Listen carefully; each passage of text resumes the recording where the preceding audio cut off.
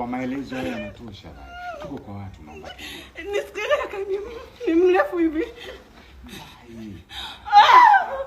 Mama. Sawa. Sija kupa sinyo. Jana kupa. Jui bwana. Watakuwa mtema nini? Tuko kwa watu. Tuko sehemu za watu. Brother.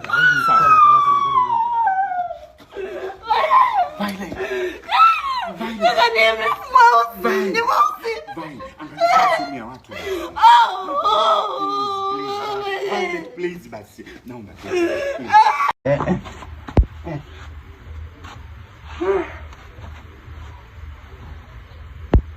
Melewa. Nyumba. Mwangalie kwa hivyo mmenipashavu sana manyesi. Nyumba. Maana yake nyumba imeuzwa. Najisahau tu mtoto wa kiume. Hapa kinachotakiwa ujue kwamba fanyaje? Nyumba fanya nataka vibe.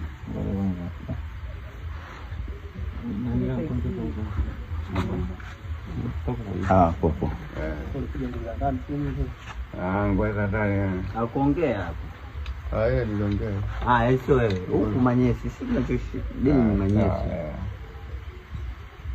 Issue editor. Lazima aende na mlolongo wa kusikiliza. Hapo anzia kunini maneno yale kwanza ya nguo ya ndani ili tu acheze.